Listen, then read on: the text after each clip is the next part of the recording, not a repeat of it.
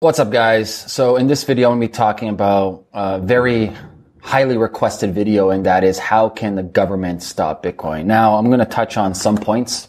I'm not going to be touching on all points, but I'm going to be touching on key points that I think are the most important. If I do miss any, please, by all means, leave a comment below the video. Okay. So it's a very difficult question, but a very easy question at the exact same time. There's many different variables and many different outcomes.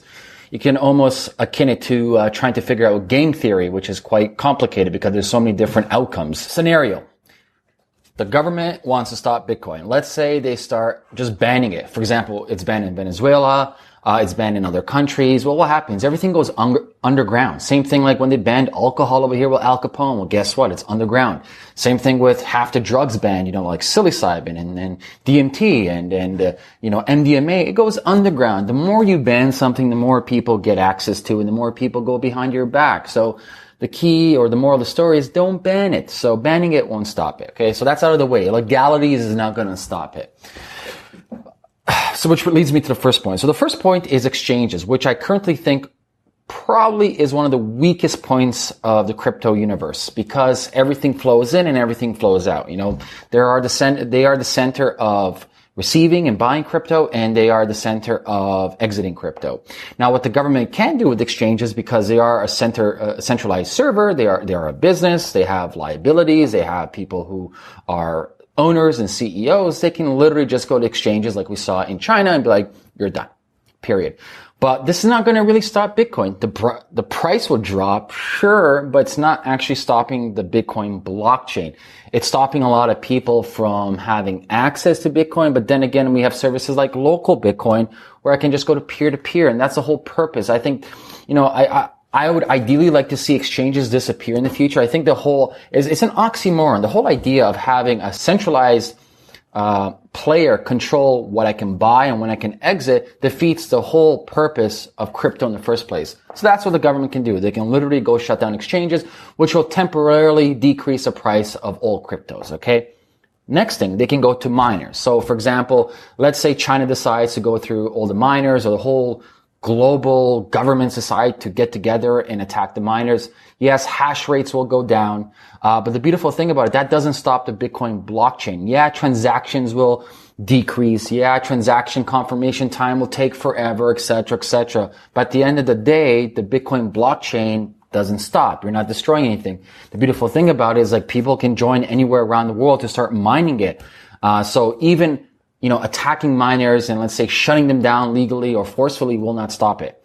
Now let's add an adjunct to the miners. Imagine if governments decide to become miners. So there's some theory where governments would join the mining party, create these massive pools of mining power and hash rates, and then eventually leave and cause issues.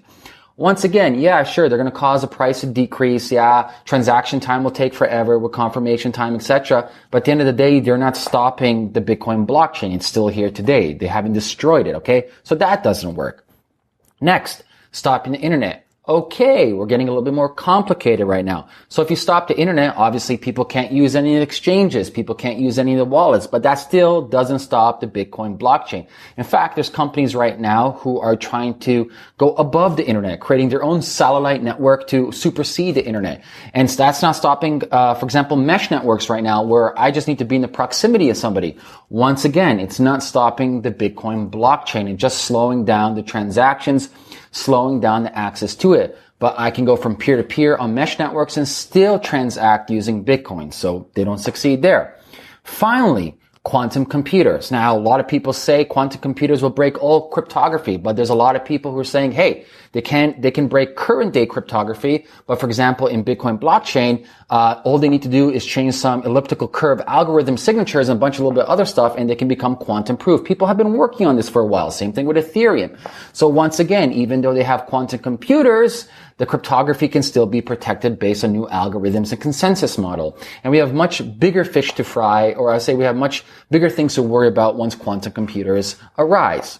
And finally, FUD campaigns, which we just saw, for example, with China, and we just saw with Jamie from JP Morgan. Yeah, you're going to cause FUD, and the price is going to decrease, and a lot of people are going to panic, and a lot of speculators are going to lose money.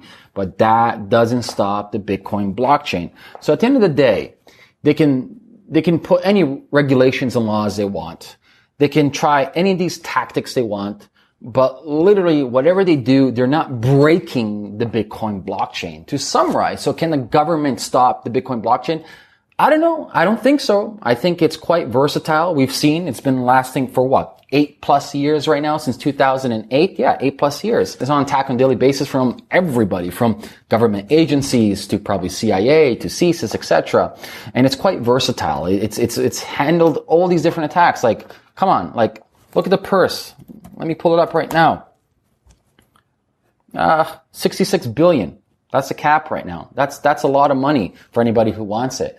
So I don't think so the governments can do much. What I think they can do is I think they can definitely control the inputs and outputs of buying crypto. I think they can control the marketing manipulation of crypto. So the mindset, the perception of crypto. I definitely think, and I know they've done it a million times, they can control the price with FUD campaigns, but to actually break the Bitcoin blockchain so it's useless, I don't see them doing it. Now, I would love for some of you to prove me wrong because I want to educate myself a little bit better. So if you figure out a way that they can actually do it, leave a comment below this video and I'll talk to you guys soon. Peace.